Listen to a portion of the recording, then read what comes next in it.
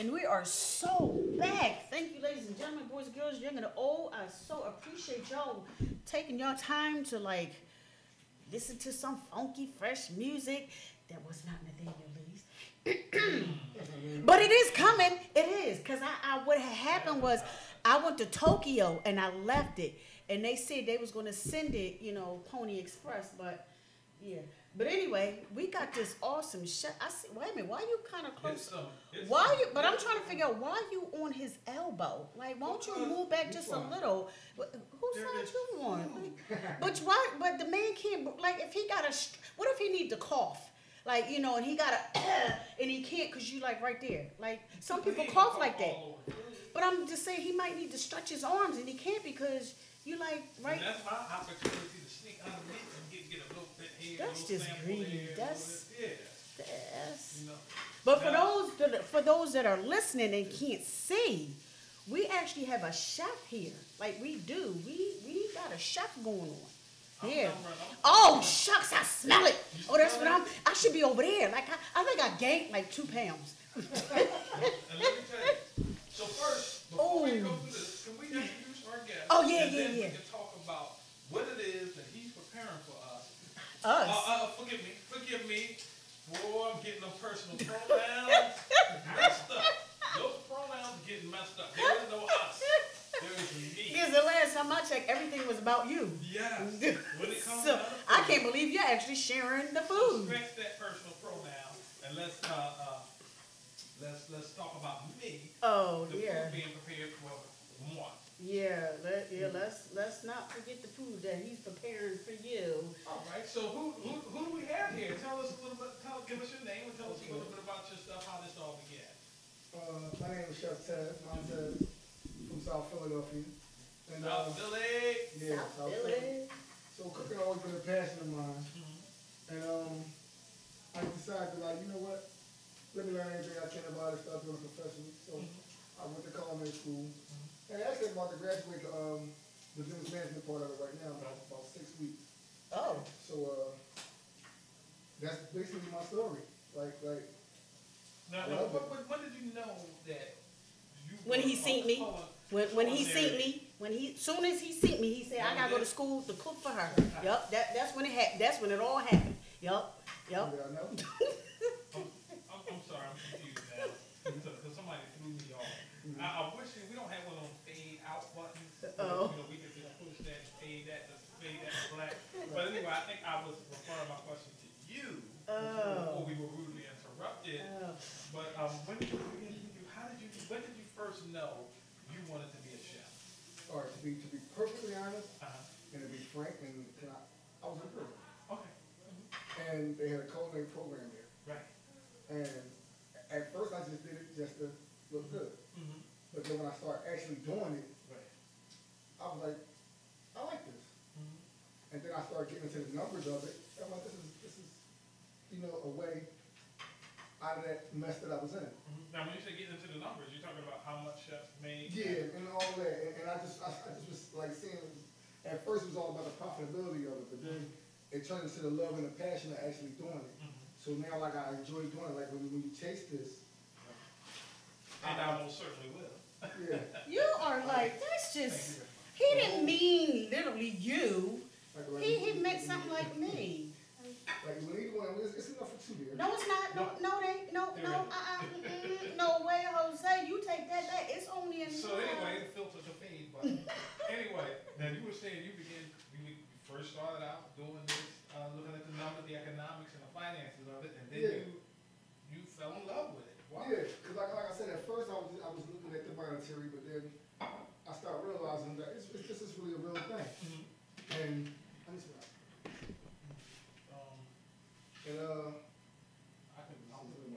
I'll carry it. So with that being said, it turned into a passion. So and it's like I basically just want to see how far I can take it with it, because I want to be great. I'm not even gonna lie to you. Like good is not good enough. And so now, when you first made that decision, you said, "Okay, I want to take this all the way." What began that process What was it you did first to get on that road? Okay, the first thing I did was got out, and then when I got there, That helps. yeah. Then when I got there, I was talking to my friend, and I was thinking about it. And she was like, "Boy, you better take your behind in that school and stop playing." And at the time, I was walking past the school. I was saying I want to go here. Now, which school? It's J&A Culinary Institute in Florida Federal in South Philadelphia. So J&A, if you hear us, you know, we just gave y'all a shout out. Mm-hmm. Trying the culinary skills introduced by one of your students. So if you want to be one of our sponsors, we're not holding you back. Sure enough not. Yeah. So I went in, I did all the paperwork, and went to the interview, went to orientation, got accepted, and the rest is history. I'm here. How tough was the interview process? It wasn't tough at all. Like, not as tough as I thought it would be. Because, like, it was more intimidating than anything. It was just the unknown. The unknown is always intimidating. Did you have to sit in front of a whole row of chefs and judge your stuff? No. What did you have to do? It was actually one. It's one solid director there, and then there's a bunch of other chefs there. But I sat in front of him, we talked, whatever. And then the process was taking an aptitude test. And when we took that, then we just sat there, we did all the legal paperwork, the loans and all that stuff. And after that, everything else was just finalized, and it was just start. So you went through the school. How long is chef school, culinary school? Culinary school for an associate's degree is being able to in the accelerated program is 18 months. Because you know with any degree you gotta do it for 2 years. Right. So at least 2 years, right? So this is 18 months, and you leave with an associate's in culinary and science and technology. And basically, like say for instance, if I was just a line cook somewhere, this raises my style. Okay, so I'm gonna let you guys taste two ways. I made these sauces last night. Okay. Okay.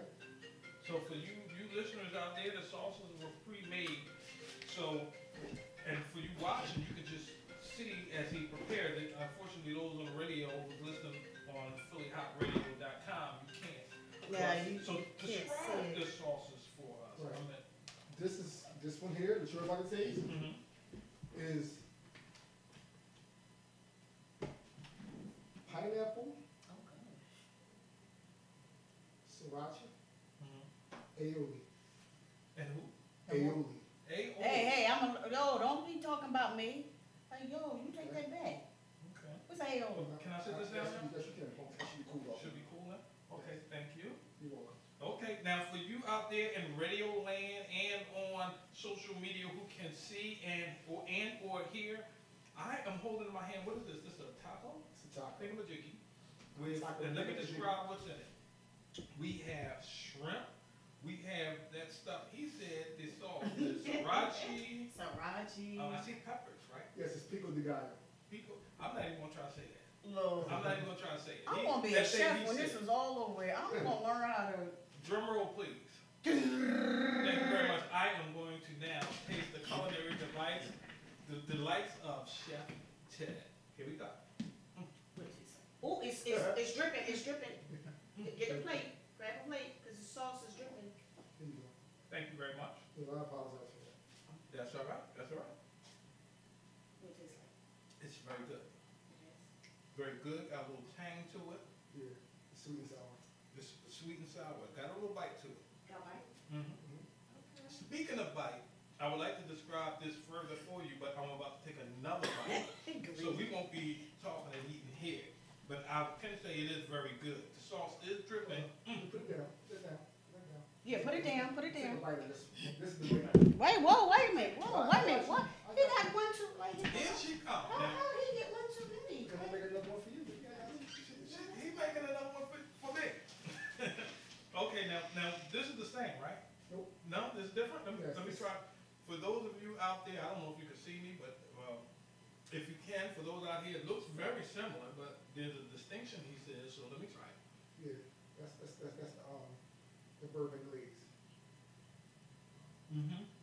Taste it. I did.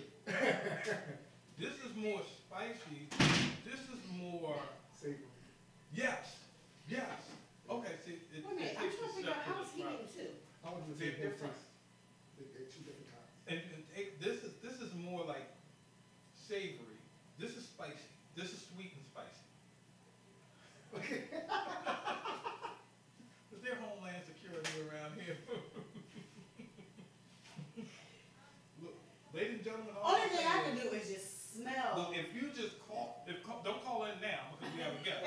But what I'm saying is, if you just write us or call us, and we will send you either one of these, whether you want the savory or you want the spicy, and Sony will send it to you in the mail and all paid. Took a couple of bites out of This it. is pretty good. How about I just take a picture of it and send it to them? Me licking my fingers and letting them know it's good. How about, or they can just have the man over it. I wish I could hear you, but right now I'm about to take another bite, and you know the mouth and the ears are connected. So once I take a bite, I'm not gonna be able to hear you. So. No. Is it too late to fire him? Is it too late to fire him? So But if you anyway. fire me, we'll get it on. Oh, This is good. that sounds like grounds for, that was a fight. I want to But, fire. yeah. This is really good. But I like, you know, everything's like simple, you know, like, now, how long does this normally take to, you know, Okay. prepare and serve and stuff? Just as fast as it is right here. It's just that in another setting, it would be high speed, so. Yeah, cause you have more burners and everything, okay. So, but, So you've been cooking now for how many years? about 5. About 5 years. Yeah. Mhm. About 5. Right. So, like, well, you know what, cause I'm not into the cooking aspect, but like, who is somebody that you look to and say, you know what, I think I can critique myself more to him or her, or is it somebody, cause you know, the music industry is like, who is your favorite singer? Who is your, like, My favorite chef? chef? You know, To be honest? do we say favorite chefs? Yeah, I don't have a favorite. I favor Bobby Flay. Gotcha. Yeah, I like Bobby Flay. Who's Bobby Flay? You don't know who Bobby Flay is? I do not. You need to. Yeah. Yeah. He's like top of the Top. thing. It's like not knowing who Jay-Z is or something. Who? Yeah. Jay what? It's like not knowing Beyonce's husband. I didn't know Beyonce was married. Wow. Sorry, Beyonce. I'm very culturally ignorant. When Let me she just say said put a ring on it, he put a ring on it. That He was missed it? that part about the ring part. He Right. heard the song. I just screamed all of that out because I didn't want to hear it. Yeah. I didn't hear nothing about her Like, having a you ring. wasn't, you didn't ask me, did I want to put a ring on it? You asked him. I don't even know who he is. I couldn't even, Yeah. I just faded all that out. So, yeah, this is really good, and they're both different. I guess the same ingredients except for the sauce. Yeah, And the sauce makes all of the difference in the world. It's almost like two distinct meals. yeah. That's why I did it too. Right. I get it. And guess what? I'm gonna eat them both. I'm gonna eat them both. These are delicious. Now, Phil, excuse me, I'm gonna continue partaking in this gustatory delight. Did you hear that? Did you hear that? I kicked it, didn't I? I kicked it. Let's get some napkins. Can we please get some napkins in here? I'm about to be licking my finger. And, So, like, after you graduate, what are your next, like, what are you planning on doing? Open it up, you know, Yeah, I'm be like one of definitely- those traveling, chefs? Sometimes, like right now, I do like little personal gigs for people. And, but mainly, I definitely want to open one meet, and I have, one of my classmates, her name's, Kiara Thomas. We plan on opening, a restaurant, well, restaurant is really like the last thing on our mind. We trying to go for either a food truck or all our catering business. Okay. I like that. You know, it's Now, out of the it's two up of in those the air. options, which one would you prefer? The catering or the food truck? Food truck. I would prefer the food truck. Why are you trying to lead the witness? No, that's the truth. I would prefer the food truck as a start. And tell me why. Huh? Tell me why. Well, first and foremost, the overhead's low. Mm-hmm. Second, I don't have to, besides permits and all that, I only have to find a location find me. And it seems like it's just more fun. Okay. Being a food truck. Yeah. But it might be a little more work though, because. I mean, when you know what you're doing, it's not work. Okay. Well, I hear what you're saying now. Wait till y'all is sweating in the summer and freezing in the It's winter. just like being a Well, reporter. I'm in a restaurant right now, so I'm already sweating in the summer. Okay. Now, what's your favorite meal? I mean, asking a chef his favorite meal, like asking a musician his favorite Song. music or song, right? Mm. Thank you so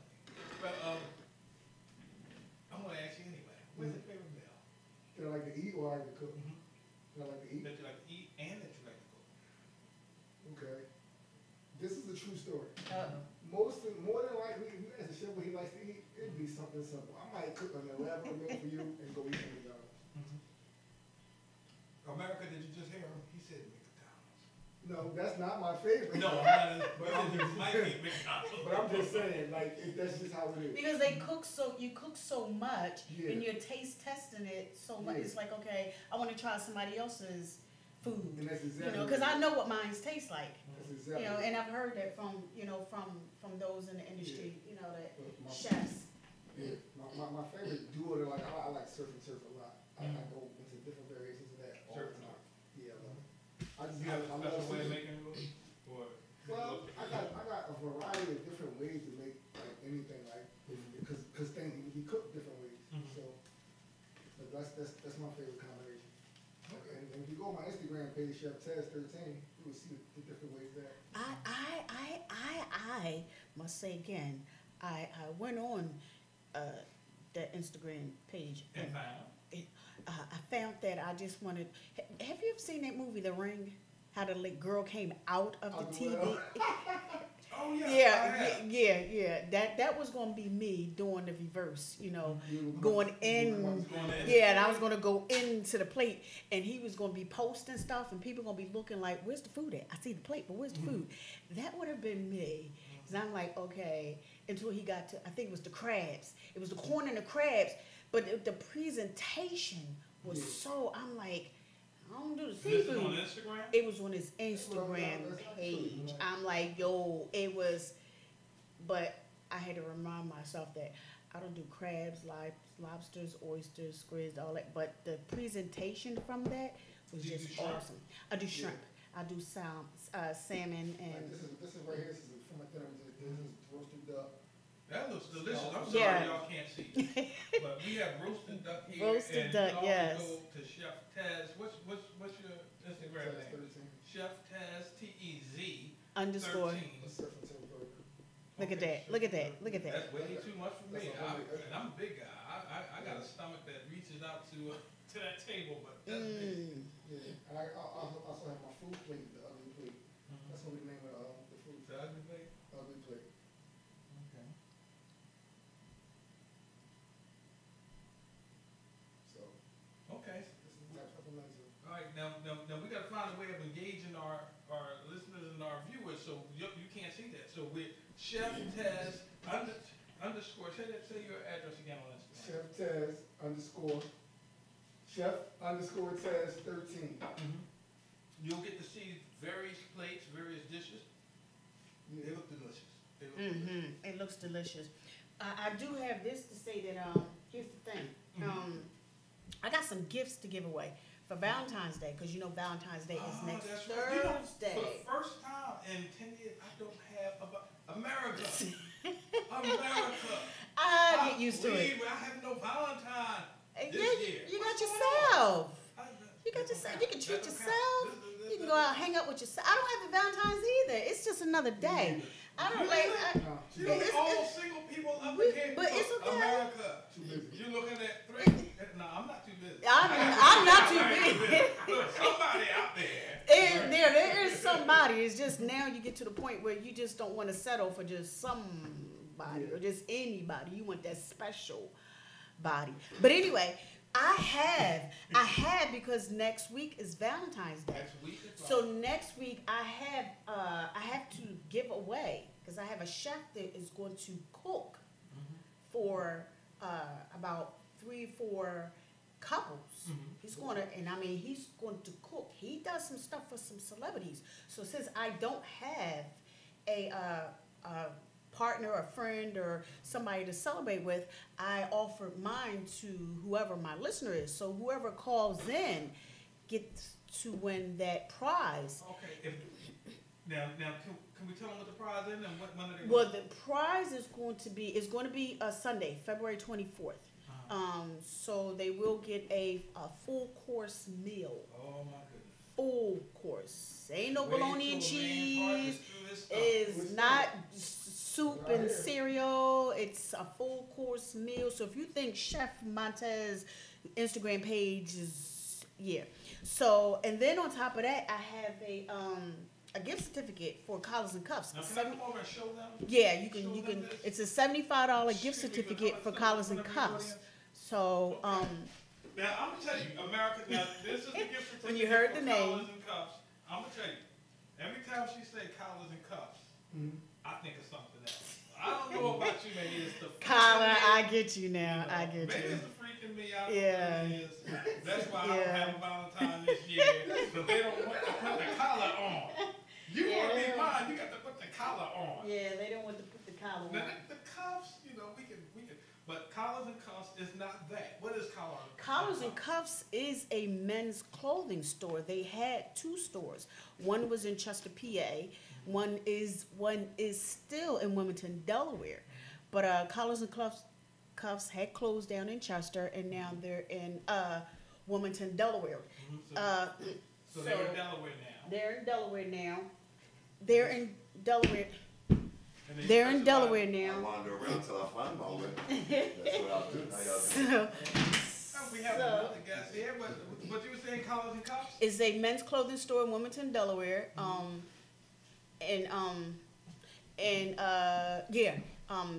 Family owned and everything. So they always support my events, and they've given me the $75 gift certificate. So I figured, hey, $75, $75, For collars and cuffs. good till the end of the year. Good until the end of the year. No rush. You call in. Sony will tell you what the requirements are so that you can win the $75 gift certificate to collar and cuffs. And for all of you people like me, collars and cuffs are not what you're thinking. It's men's clothing. But for the people who do think like me, look, I don't have a Valentine. I don't got either. collars and cuffs though. Yeah, we got collars and cuffs. We got So movie if you tickets. don't mind, Yeah, if you don't mind. And I have a Collars and chef. So I do have a chef that is going to cook a full course meal for about 4 people. four different couples. So These four are different couples. four different Not couples. 4 people. No, four different couples. And one of the couples are going to be, because I don't have a significant other, I've Who go with offered. you? Dang, but it was too late because I'd already put it out there. I wanted to give it to somebody. So, Ladies and yeah. gentlemen, everything we said, just forget that. I'm have a going with significant Sony, You have a and significant other, this you is got off a the date. table. We dating now. We are so dating Okay, we now. can't do that. Our sponsors won't allow it. So, look, if you call in, then you can get the $75 gift certificate to collars and cuffs. You nasty-minded people. These are clothes. Stop it. Brother Teray, How are you, brother? last time I seen you, man, you was doing your thing. That's How are right. you? I'm good. America, PhillyHotRadio.com, along with Chef Taz. We also have Brother Teray, Philadelphia's own Brother Philly Teray. This own. man is a comedic genius. No, he's He's, yeah. He's knee happy. The hook. Yeah, he's knee happy. That's And- good. And let me tell you something. When I first, I was going to write about the comedy college. Okay. But guess what? Yes, The sir. publication, after all of that work I put in, didn't publish it. But Yeah, we now have the Sony show. you're right. So Yeah. for all you who didn't publish it, and the comedy club is blowing up, and the comedy college. The comedy I'm sorry, college. the comedy college. I'm saying comedy club. The Well, I comedy think that's soul college. comedy, that's doing very well too. It's Right. 50 years. Yes. Matter of fact, we're celebrating the 5-year anniversary this month of 5 years of doing Wednesdays at Warm Daddy with soul comedy. So, and the Philadelphia Comedy College, which you did cover, is a great thing. We had the last graduation for that was December at the Punchline.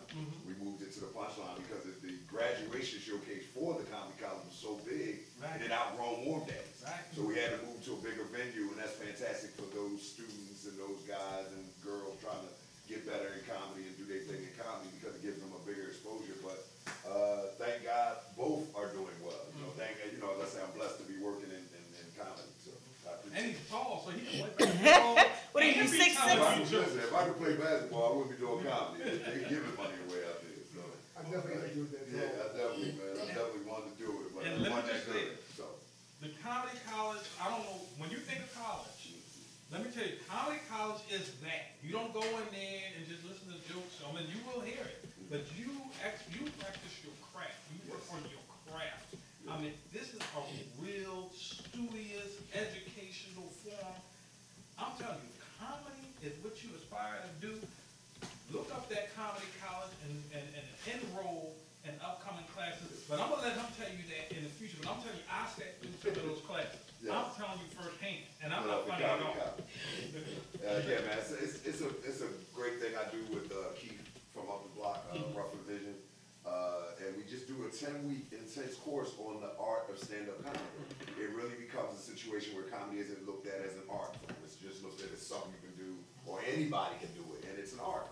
So I learned, and I look at it like an opportunity to give back and pass back what I learned is through the comedy college, but also to have a distinct course to direct you through. Sometimes to answer some of the questions you may have as a up-and-coming comedian, and you may not know what to do. So it helps, man. It really does. And I appreciate those who have taken the class and allow Keith and myself to guide them. It's a big thing to me. You know what I mean? Like to have somebody, let you teach them how to do comedy. It's a big honor to me. So I try to graduation do well. is at graduation you get to show your stuff. Oh yeah, well, you have to. That's what it is. Like we work in 10 weeks to get you to the point where you can perform. So that's the goal. Like when you come into my college, we want to have you leave with 5 to 7 minutes of stand-up comedy. The ability to do 5 to 7 minutes of stand-up comedy, and interrupted by a great platter of shrimp tacos here. I know what this is because I'm a taco guy. Yeah. So this is grilled shrimp tacos with a little lettuce, pico dressing on both, but a different sauce on the left here. On the left, you have a more cream-based sauce, probably a chipotle. I haven't tasted it yet, but it looks to be a little more smoky. Maybe a ranch flavor there, and then on the right side. Wait a minute. Hold up. Did you call him and tell him what you was making? He got it all. You sat here and you told him. This is my food. Like this is like I'm a taco guy. It's like Mr. Montez, me and you. Oh yeah. So you're on the right side. Once again, grilled shrimp taco, pico dressing. But this is a more tomato-based sauce, probably a little fire red, not smoky, but spicy. So that's what we do. Oh come on, Mr. Montez. Seriously. And he hasn't tasted it. That was Yo, listen. Visual To look at it and see that, that's crazy. Man, that's good. Thank you. Okay. What it tastes like? Tastes good? I missed something. The chef will probably tell me. There's a little sweet chili based on that, the red one.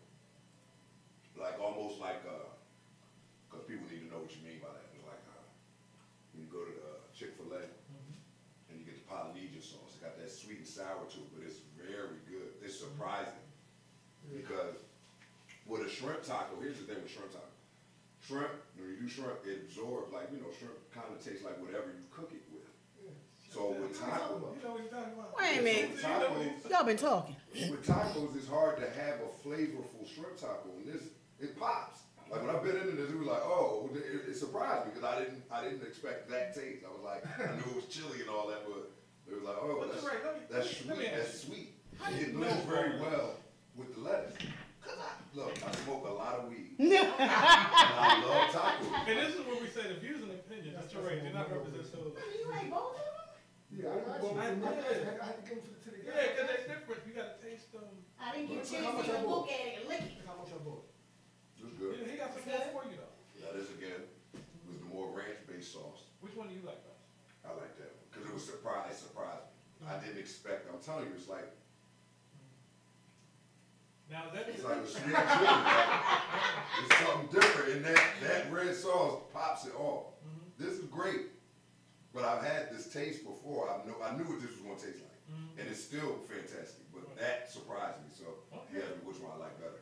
Chef has surprised Teray. Well, we just had So he got 2 thumbs up from Teray. He got 2 thumbs up from me, Chef Taz. You paying 1,000 today. You just got a thumbs down from me. Yo, come back and hook you up. But it's okay. It's alright. It's cool. And we was gonna hook up solely. Nah, that's okay. That's alright. I go. You know what? I can go to Burger King having my way. What we're gonna do is instead, as a gratuity, we're gonna give her this gift certificate for collars and cuffs.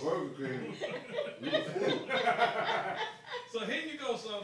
Oh, by the way, now before we get too far out of the way, you were going to tell our listeners and our viewers how they can win this. Or They call in to 484-477-6348. They get the gift certificate.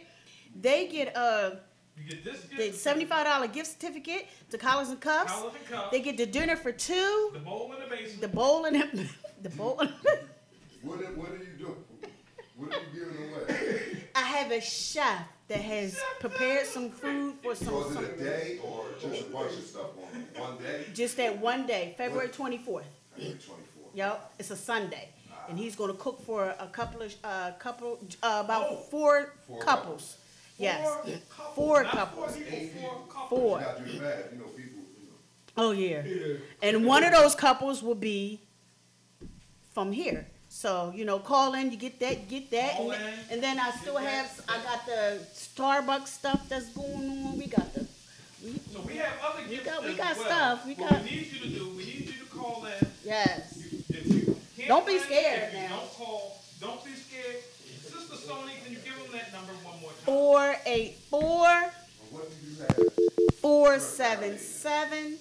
484-477-6348. Okay, you heard it right here. And okay, so we got Chef Ted's got 2 thumbs up from myself, 2 thumbs up from Brother Teray. You can't.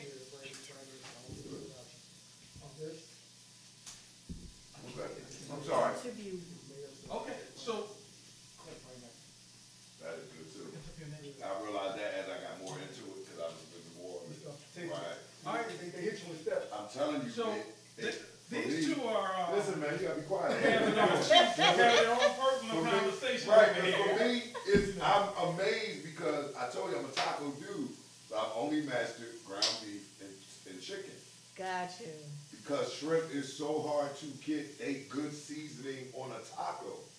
Like, if you put shrimp on a taco, it's a good chance you might just have some dough around some grilled shrimp. If it's not flavored right, you understand? You can put lettuce and all that stuff, and they ain't have any cheese. No. If they had cheese, I'd bit my finger. Listen, last night, right? I'm just realizing that. Last night I made that with radicchio. That's what you need a Yeah. flavor. I made it with radicchio, but I thought it was just too crunchy. I was like, all right, you know what? I'm not even gonna OD with it. I'm just gonna make it simple and plain. I love the way they're getting into the lingo sorry. and everything. They getting into the. I'm sorry, because I'm telling you, man, it's my thing. Chef talk and all And that. not to take no business from the chef, but it's a real thing to be able to know what you're eating and appreciate food on your own and not always rely on restaurants. Shoot, people more or less to sometimes hit chef up. Have a personal night where you know, call up on a Friday night, you know, come have the chef personally cook for you and your lady. It's light, it's very healthy. You know what I'm saying? Like that's all right, man. Like that was a great little meal right there. That's Oh, we're not done. We're not you done. gonna enjoy this, I'm telling you. No.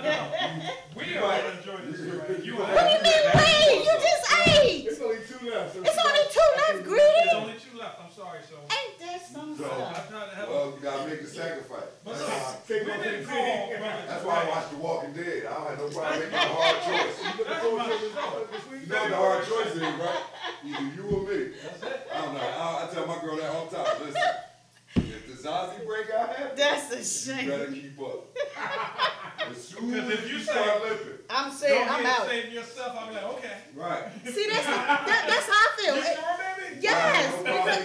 You gotta make the hard choice. Yeah, because here's the thing. Somebody got to live and tell the story. Right. Somebody got to Gee, go. now who's? Okay, I love this general conversation. But why should Break both it of down us there. die? We got Brother Teray here, and I'm not Yeah, gonna we- let him get away here without interviewing this Okay. brother, who I have been intrigued fan with of. for many years.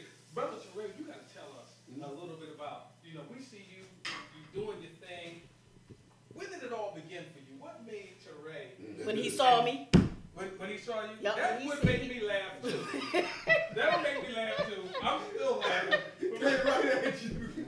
But Brother Teray, when did it start for you? For me, like I honestly wasn't ever, as a kid, I didn't grow up thinking I'd be a comedian. As a kid, I did pay attention to entertainment. I did pay attention to comedy. You know, I knew who Richard Pryor was. As a kid, you know what I'm saying? Like, so that might have been peculiar, but as a kid, I knew who George Carlin was. I knew who Dean Martin was, my grandmother ran a speakeasy. So she had the party records. So I would listen, like I was that kid that Eddie Murphy would say, listen to that, sneak downstairs and listen to Rick Martin. That was me.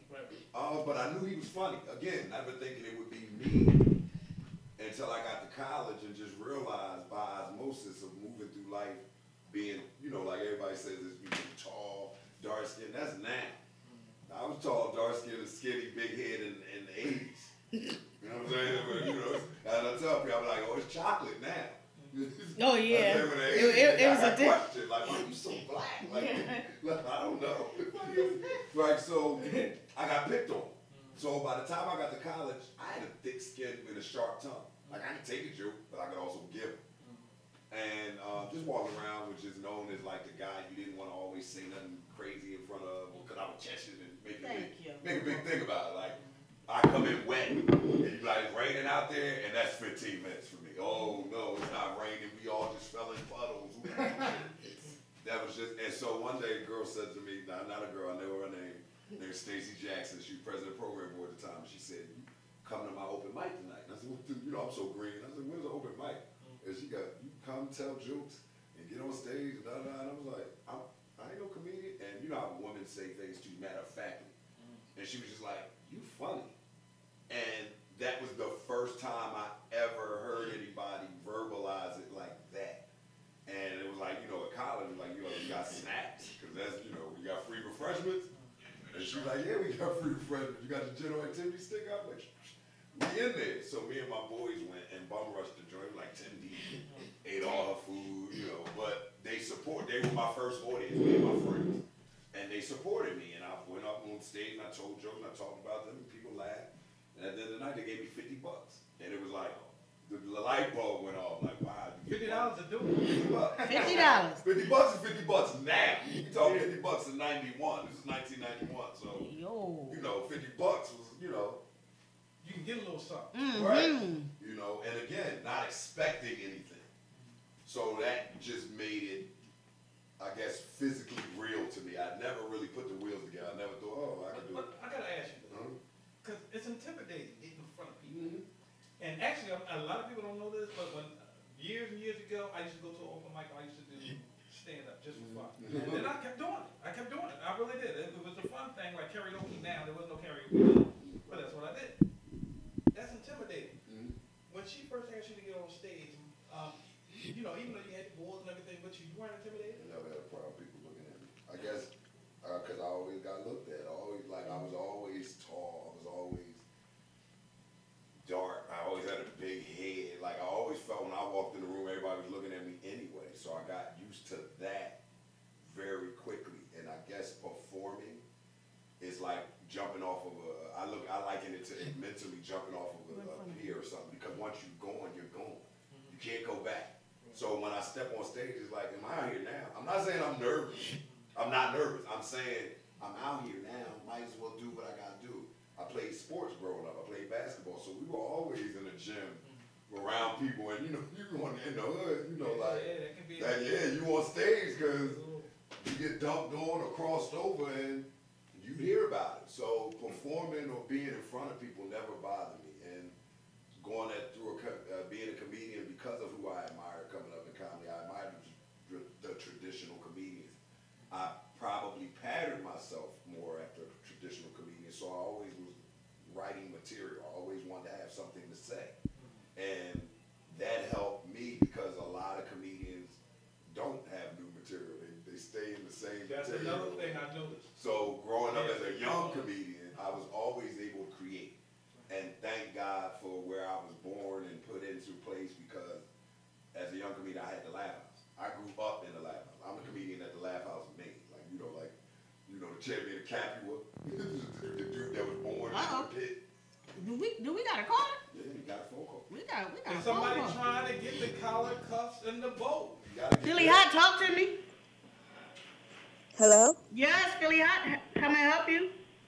Yes, my name is Erica Booth, and I'm scheduled to call in today for an interview. Nathaniel Lee invited me to speak. Oh, you kind of early, but that's our 7 that's at 7.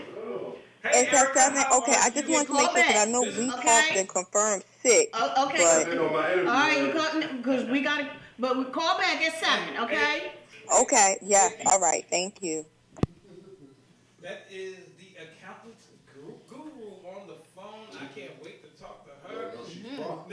So you got on stage. When did this thing start taking off for you? Because a lot of people get on stage, but not everybody end up being a Teray. What separated you from those who didn't make it? I always want to be funny, and I think that's my drive. Like a lot of comedians don't concentrate on being funny. A lot of comedians concentrate on making it or whatever. And I would say, yeah, at 45 years old, 28 plus years in the game, there's a business side that I know now that I didn't know then. But then my focus was being funny. Now my focus is to make the money off of my phone, which I'm doing, but it's because I know what I'm doing. Like I know the business side. I know how much money I generate. And it was like, I just made a conscious effort 2-3 years ago. I was like, you know what? I'm going to keep a little bit more of the money that I generate. I'm going to stop thinking that because you have to understand what you do for a living. I'm a self-contractor. I get it. I'm not Kevin Hart. I'm not Mike Epps. And blessings to all the comedians that are superstars, because that's what makes people come see me, because comedy's known. Those guys are funny. Let me go see if somebody else is funny. Well, that's what you rate it in at. So because I'm funny, I'm able to work in comedy. Because I know the business of comedy, I'm able to produce comedy and make the money off of it. So I would say what separates me from others is I want to be a comedian, first and foremost. I always want to be a comedian. I always understand what comes with that. I understand that you got to be kind of available to people. I understand who I work for. Like certain people are jerks. And you could be a dick about it if you want, excuse my language, but those are the people that pay your bills. Like I remember being in the position, and again, blessings, and thank God that it's not that way now, but I remember being in a position, being on the road in Virginia and selling a DVD, and that was how I was going to eat that night. That $20 that lady gave me was how I was going to eat something from Subway that night, because I don't get paid till Sunday, and I had just enough money to get down here. So I know how that goes. A lot of people don't know that. A lot of people think, right. When people see me on a plane, they're like, "Oh, you doing it? You fly?" Yeah, but I had to leave my kids, man. It's Thursday morning. I had to call my daughter from the airport to see if she got up to go to school today. Yo, sweetheart, you up? Yeah, I'm up, Dad. Thank God that they're bigger and all of that. But yeah, those are the sacrifices. I've missed weddings, funerals, birthdays. I miss all that on this grind, trying to one day, get to a point where I can say how I want it to come. Right. I love that question when people say, when you come to my city and when you gonna book me? Because I'm not at a level where I have control of that yet, but I am on the level where I can control my product. I can say, this is what I want to represent me as a comedian. I can put this out. I have the vision and the wherewithal and the time in to support myself. I get it. If you young in comedy right now, it's very frightening because you don't know what to do. You see the internet. You see that if I get a bunch of views, I can get on. But it's like, how do you stay on? Right. I've been doing this for 28 years. And don't get me wrong, I ain't rich, but I ain't got to be up in the morning. It's a difference. Big difference. It's a big difference. Tomorrow morning, I'm sleep till I want to get up. Now, most mornings, my day starts. Get my kids up, get them out. 7 o'clock, house is empty. My lady going, the kids is going. I fire one up. I play PlayStation for about 3 hours. And then 3 hours. 3 hours. About 10. You got a stress reliever. I think it's rude to hit people up before the bank opens. So I got to wait for the bank open. It's 7 in the morning. I'm up. Yep. I've been up since 4, so I'm up. But I get my business done. My emails sent out till about 1. I lay it back down. I take a nap. That's my normal weekday. But if I got shows to do at night, that's why I take a nap during the day. So I can still, when my kids come home, I greet them, I fix dinner, and I got to be out the door. It's life. So they fix dinner? I just made tacos. And I make my own pico. I make my own pico. My daughter come downstairs, Dad, you got salsa? Oh, it ain't salsa. Yeah, that's my pico de gallo. It's a difference. See? You gotta learn the language. No. I can't say it. So, that's another thing, man. I was just on the Soul Train cruise. And we went to San Juan was one of the stops on the cruise. And I said to I gotta stop BSing and learn how to speak Spanish. There's too many resources out here for you to learn different languages. Right. I just think we should be as open to the possibility that the fact that Spanish, just as English is a secondary language to them, Spanish should be a secondary language to us. It really should. We should learn Spanish because it's just Donald Trump that somewhere turning over. Spanish and French is your borders. You better learn how to talk. You better learn them. You better learn how to talk. You might need to get over one of them. Or they might be coming over here. Either way, you don't know how I'm going with this. Because that wall he built for. That dude. We all will be speaking Let me Spanish. tell you something. I appreciate his presidency for the excitement. That alone. Because you gotta check Twitter every night before you go to sleep. You never know. See what's shocking. Right. It's about 10. You gotta check Twitter at 10:13 p.m. and 4:18 a.m. Yep. Overnight he be done repealed the 18th Amendment, nigga. You be like, you walk outside, hey you, what? Yeah, you ain't see Twitter? It's lock 'em up time again. So. Now I know in April. Mm-hmm. Is it April? Yes. April, you're doing something big, fantastic. Mm-hmm. Where's that? Is that at the Keswick? Well, we're doing the theater show. And when I say we, Raymond Anthony's Laugh Out Loud is doing the Keswick Theater. They're bringing my great friend and mentor and superstar comedian Samore. So she's coming with Nephew Tommy, who's phenomenal. I've never worked with Nephew Tommy. Well, I had but this was before, years ago. But I think he's phenomenal with those prank calls. I mean, some mornings, like, I got pulled over, man. Some mornings, I just want to smack him. like, Nephew Tommy is bored. His show, like and his stand up is great too, but his prank calls, dude, like the stuff. He is the king of the prank responses he gets from people, like dude was like, oh, where you at? It go from confusion to anger, and it's so hilarious. And they be like, preachers be constant. yes, Yes. yes. You see the real person when And you then one go. time, because he egged the dude on so bad, it was a dry cleaner. And he accused the dry cleaner of wearing his clothes. And every time he said, if I come up there and I see you wearing my shirt, I'm going to take that shirt off your back. And the dude snapped. He said, well, come on up here then. Matter of fact, what shirt is yours? I'm going to put it on. Yeah, he was good. But anyway, so that's the show we doing April 13th at the Keswick. It's actually 2 shows. But I mean, and that's what I mean as far as being in the business of comedy. There's a production part of it that I indulge in now. I promote shows. I book comedians. I bring comedians in. Like I said, Soul Comedy celebrates 5 years of that every Wednesday. And I mean, I've had everybody at Soul Comedy. I've had Dick Gregory there twice before he passed. I had Kevin Hart stop by, great friend of mine because he can. And Nick Cannon. Like I've had everybody at Soul Comedy. So to be there Wednesday night weekly. One person you didn't have. Who? Me. Did not have me. Well, yeah, you've been down there. You've seen it. No, I mean on stage. I mean, well, you're funny enough just standing there. Right, Like, and I'm not, yeah. and you know what? I've never been that guy because to block somebody, it ain't up to me. So I put you on, but I don't like ruining people's dreams. And that I like that. Like at people at Soul Comedy, I've seen it. I've seen destruction. I'm like, you ain't never gonna see that dude again. Like he crying in the car. I'm telling you. So, Torre, do you do comedy seminars? I don't. I haven't. I mean, I did one on the Soul Train cruise where we just talked and did a Q&A, but I don't have a set format where I do seminars. I guess the first level of me having a public forum for me to express comedy would be the Philadelphia Comedy College. I don't do a seminar per se, but I do the 10-week course, and it is you have to pay for it, and it is a project goal, meaning the goal of this comedy college is to construct a 5 to 7 minute stand-up set.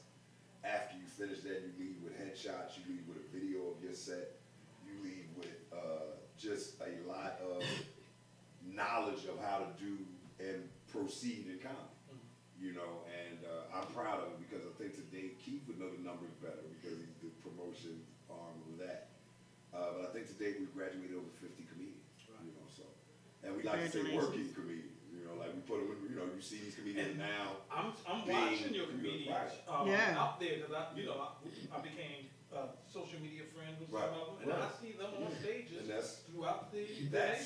That's the compliment. That's and it's like some of the guys that I've taught through the years because this is what it is now. There were incarnations before, meaning Philadelphia Comedy College is what it is now.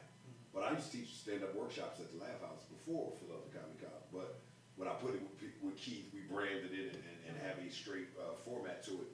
But some of the comedians I graduated, like Derek Gaines, who's on Will and Grace now, and The Last OG on TBS, and Lawrence Killebrew, who's on tour with the Plastic Cup Boys. Like, those are the guys I'm proud of. And then for New Year's, I'm working at the Punchline, and Pat House, who's on stage or who's on tour with Dan Cunitz, walks up to me and is like, yo, Tubes, you know, thank you so much for everything. And I'm just like, yo, I forgot that Pat was in my class. And there's so many comedians that have allowed me to just say, hey, man, maybe if you did it this way, and gave a crap. So my thing to say to them is, thank you for listening. Because I talk all the time, you know what I'm saying? But it's like, how many people take what you say and apply it and make their life better? You know, I had a comedian, Chris Cotton, who's from South Philly, who's doing very well. He writes for Comedy Central. He has a show on ComedyCentral.com. And out of nowhere, I got $250 in my Cash App. And he said, you know, I never was able to pay you the balance for the class. Because I didn't have it. I dig it. I never thought about it. I never, you know, like I remember, it was like he took my class like years ago. Like we talking 8, 9 years ago. I didn't remember they owed me money. And he was like, I didn't have it, but I got it now, and I just want you to know that I remember and appreciate, you know, everything you did for me. And I'm like, wow, like that. But that was so big. I posted the Cash App joint, like, and the joint on Instagram. One question: did that include all the? There's no fees. All There's no the interest. It's not like that, and I don't look at it like that because it wasn't about the money. I just want to ask you a serious question though.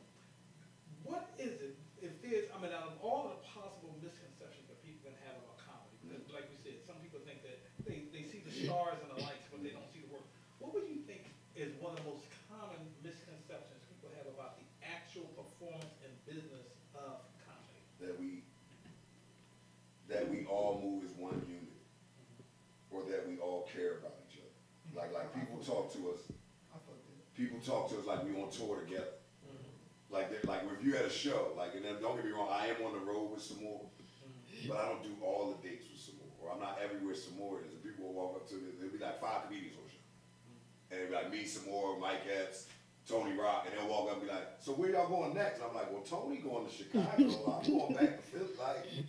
So that's that, and then that we all know each other or have a monolithic effect on each other. Like, I just did the Bethesda Blue and Jazz Club in Maryland this weekend with Joe Clare, and he had, you know, a birthday show, and he does this great theater down there, and I'm, you know, after the show. So I have a great performance, and I'm not the comedian you know unless you know me. I get that. I'm a working comic. Comedians know me, people that do comedy know me, people that enjoy comedy know me, and those who know me know me. But I know the average comedy. So when you see me, I'm funny, but you're also surprised, like, man, who this dude? So I get these conversations. Yo, you funny, man. You need your own special. I'm like, thank you, man. I appreciate it. Yeah, you know, but what's up with Tiffany Haddish though? Like, what? And I'm like, I don't know. So then it goes, yeah, I went to go see her, and blah, blah, she wasn't that funny, but you went to go see her though.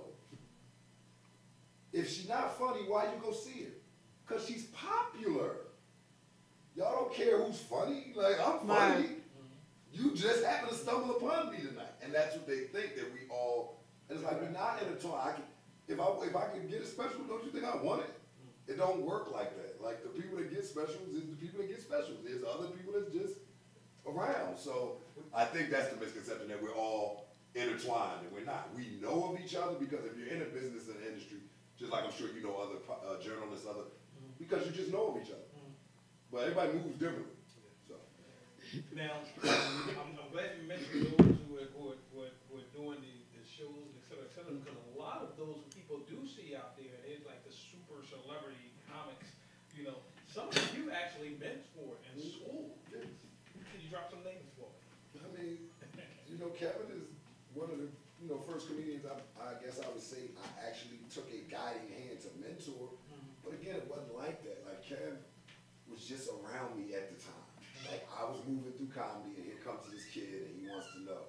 And I showed him what I knew. I showed him where to go. I showed him how to have a set, you know, and to go on stage and to be confident and to keep going and all those things. The rest, he did it on his own. None of that is in my hands because it doesn't stop. It ain't like that's the only dude I put on. I put on mad dudes. I put on lots of comedians, and I'm proud of all of them. I would say, like, I got cats like Ken Jones. And if I was to not be there for comedy college, Ken could teach comedy college. he can literally go up and know how to do the class and how to teach comedians and help write their sets and get them to the point where they're building their sets and doing all the things that I can do for comedy. To me, that's my greatest student, because other than that, I don't think anybody can do that. I don't think there's nobody else that can teach that class but me or Ken. So there are comedians that can, like I have Andrew Alexander, who's a journalist, used to write for Philly.com. He came to take the class so that he would know how to write about comedy. They paid for the class. The paper played, like, yeah, we'll take this comedy class. That's a good idea. He's who I'm proud of. If I said to Andy right now, give me 5, he got 5 minutes. He could go up and do 5 minutes in a bar or on stage. Really? Go get some laughs. Maybe somebody will think he's not funny, but he has 5 minutes of material and they're able to perform it. From somebody that doesn't do comedy, that just writes about it. I got cats like Earl Weeks, who's just a camera guy. He just does video out there. He's a videographer. He wanted to know about shooting comedy. So he took the class to know how he should shoot it. He can do 5 minutes now.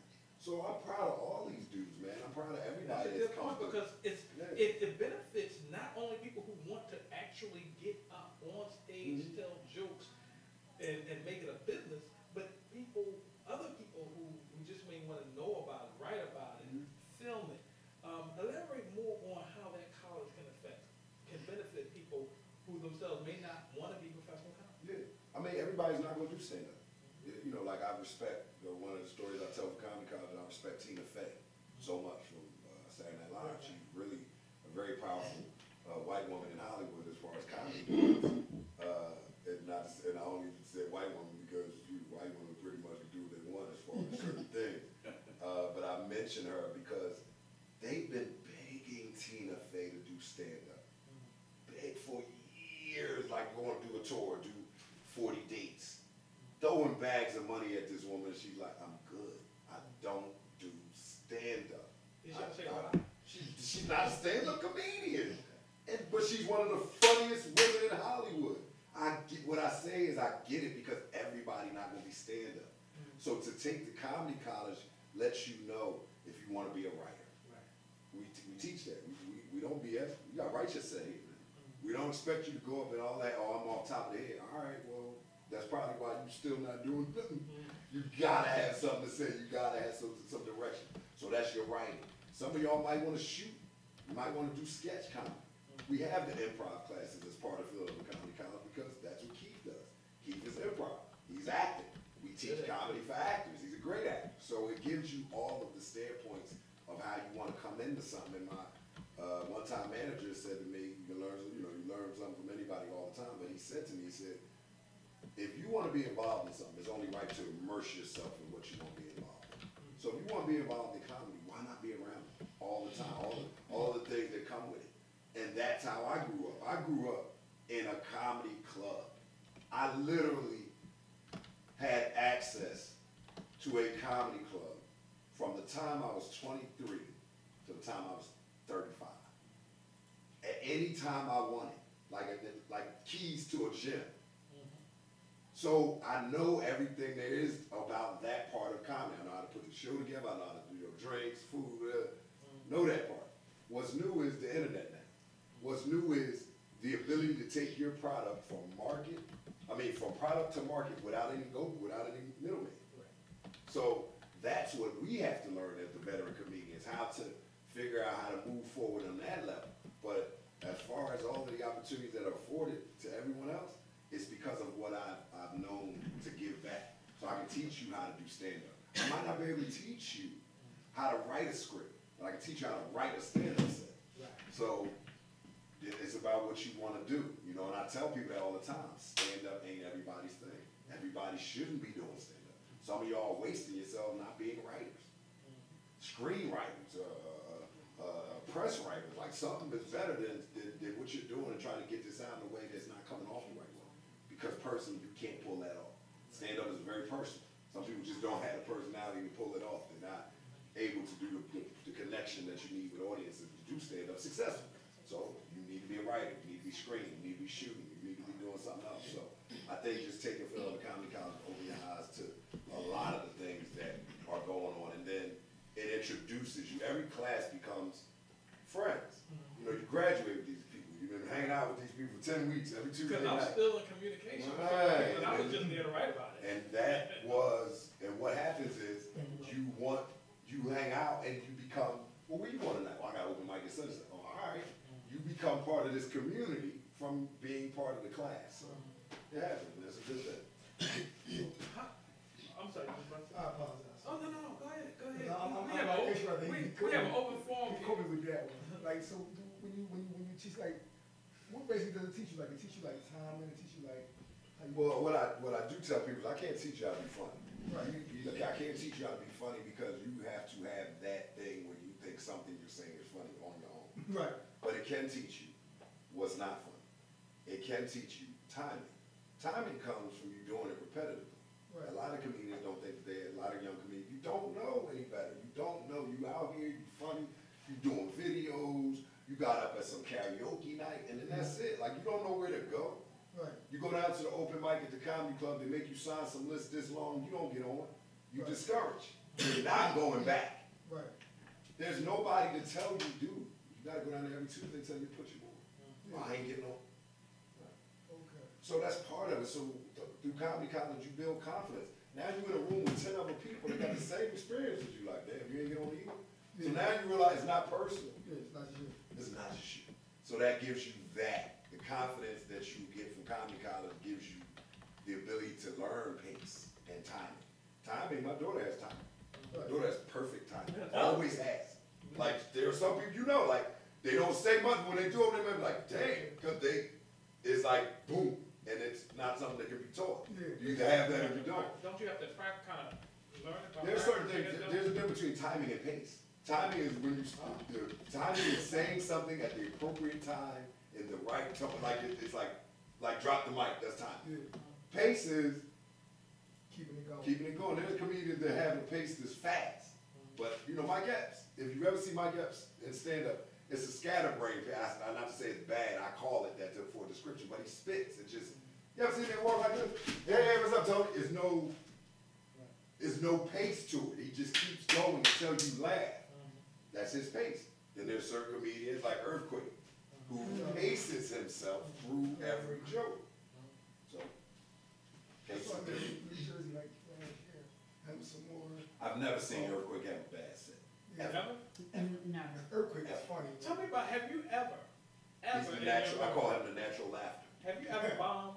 Oh, hell yeah. Oh, how do you I recover? bomb a lot. Not I bomb a lot. I bombed a lot. Like, but I got lots of wins. Like, if, you know, I said, as long as you got boxing, you know, like a record with boxing. Like, I'm like 738 and 42 with like 500 knockouts. How do you recover from that, though? I mean, you Get back on stage. Like, it's, for me, I would say the first time I performed, like I said, I got $50, I did well. I had a bomb the first time I ever did comedy. It destroys you. I don't know how to recover from that. I bombed the second time. Okay. But because I did well the first time, I was like, well, shit, something's there. I just didn't pull it off this time. Right. So it didn't discourage me. And the opportunities were scarce then. It wasn't like now. When I could go down. I didn't have a Laugh House when I first started. Laugh House came maybe 2-3 years into my career. But when I first started, it was like, this is the only opportunity you're going to have. So you got to get back on stage. Like, this dude called you last month for the show next month. What you gonna do? Say no? Because that's how it was. Like, it wasn't no 7 nights a week of comedy. It was like, I have a show this month. You might can get on. Because that was another thing. It wasn't this. Everybody didn't get on. Right. Like, I allow comedians around me at all times. All these young comedians see, if I'm at a show, you come.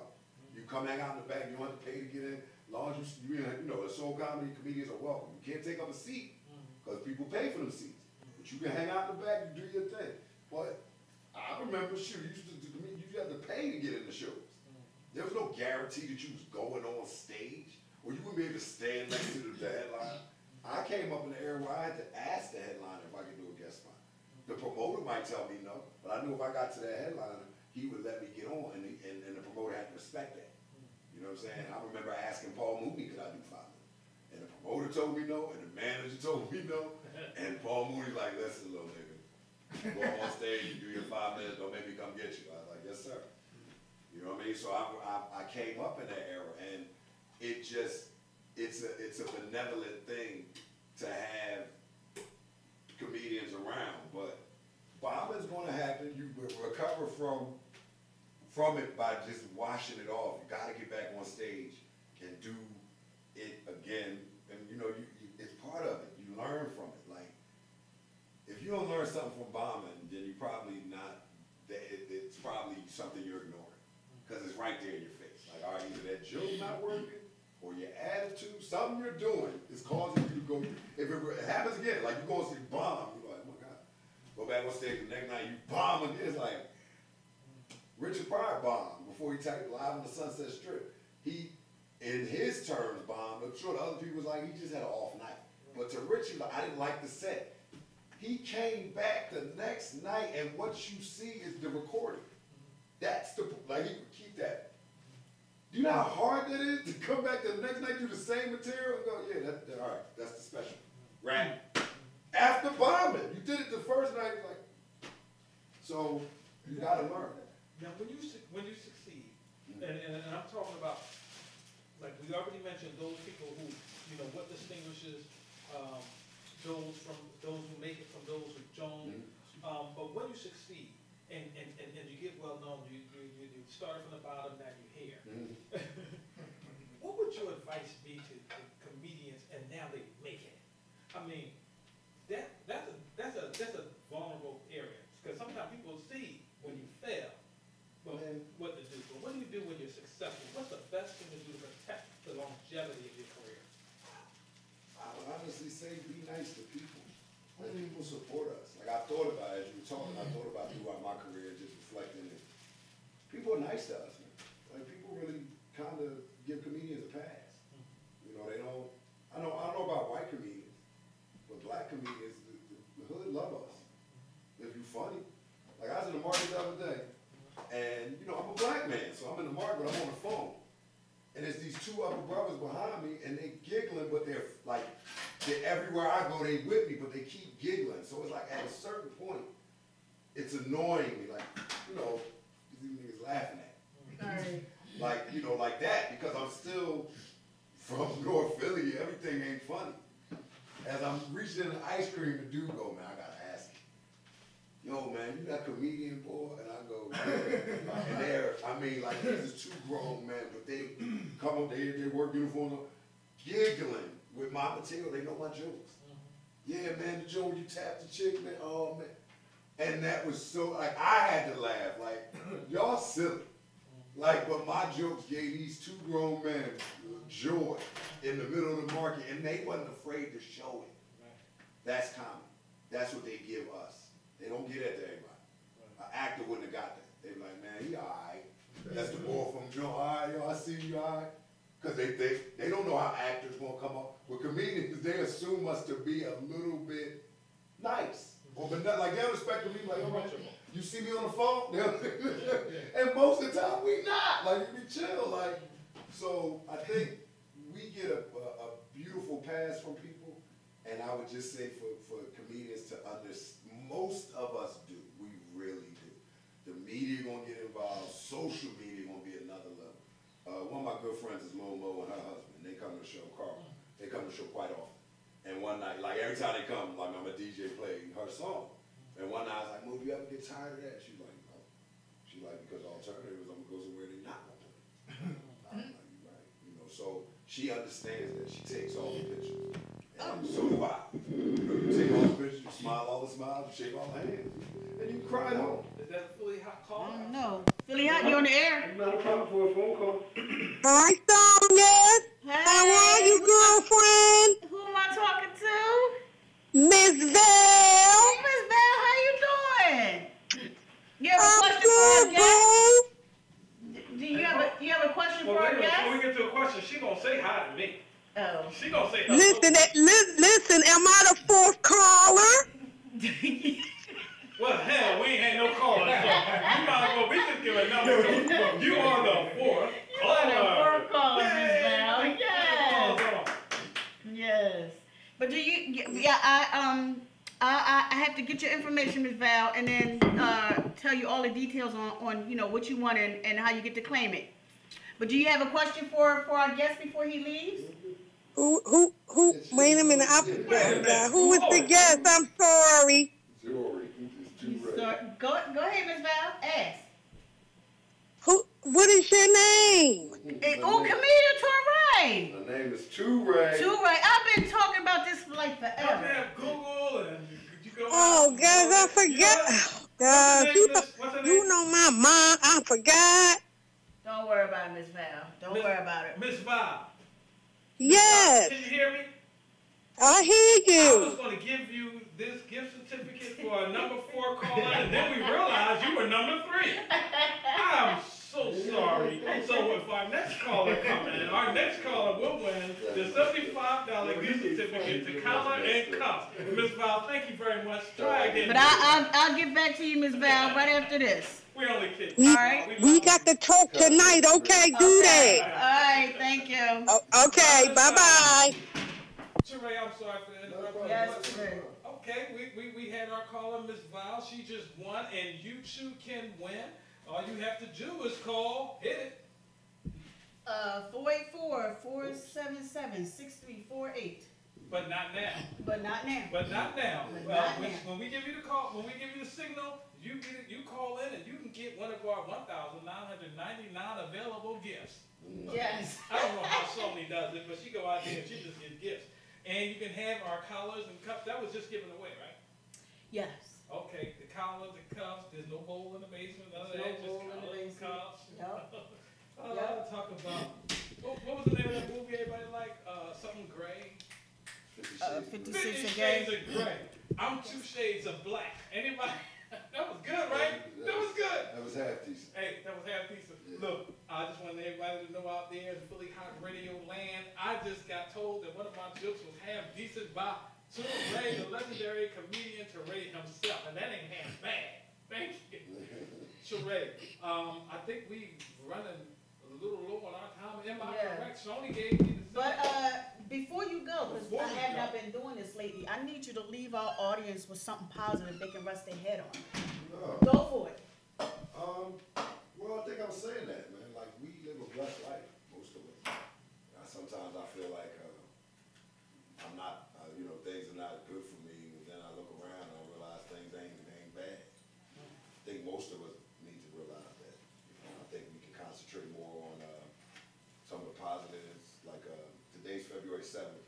We 7 days into Black History Month, and I've spent at least 7 days talking about negative imagery and racism and Liam Nelson and this and that. Oh, yeah. It's just, regardless, sometimes it's like we concentrate. Like, I seen, on my Facebook feed, I seen State of the Union, well, he lying, look at that. And I said, why are y'all watching?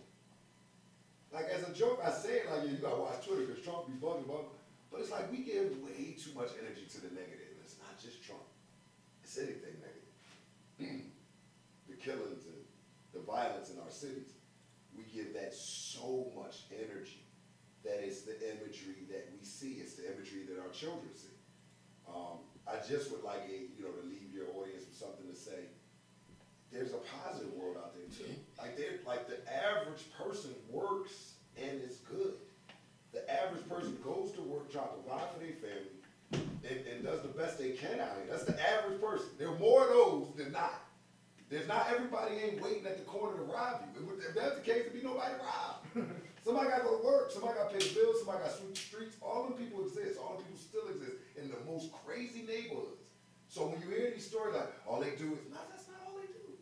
There's a reason why there's houses on that block. People live there.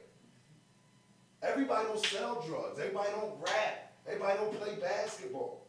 We are a myriad of people in energy and ability. And I just don't know why sometimes we don't believe that in ourselves. I just don't know why we focus so much on the negative. You still here. You still get up in the morning. Give it a shot. Like, stay on the positive side. So that's my mantra. I got 2 life mantras. I'm not gonna get into the first one because it's vulgar. But it's my second life mantra is you guys excuse me, I got something. Second life mantra is life is funny, keep laughing. That's been at the bottom of my emails for years, and I just realized that it's something I'm gonna, it's on my t-shirts and all of that. But life is funny, man. Keep laughing, stay here. Give yourself a chance and an opportunity to enjoy all the love and life that that's out here to be offered to you from your family and all of that. So it's just just a positive thing, and I'd like to be, you know, like, we can be better. So, let's try that. So. Teray, we thank you very much for your presence. Thank you for the work you do, because there is some positive things, and we need laughter as much as we need something to help make up for some of the tears. Yeah, I believe that So, too. thanks again. Thank you. Thank you. Thank you. Thank you. Thank you for feeding me too. You are so welcome eating up all our food. It was Then good. you don't mind. I got to go to the punchline, man. I'm at the punchline this weekend with Bill Bellamy, so. Yeah, and yeah. he's at the punchline. Yeah, I tried to get him on, but Yeah. wait a minute. So we thank all y'all, but you stick around because we got more guests coming. We have more We do, guests. we Stay have more. tuned. After Stay this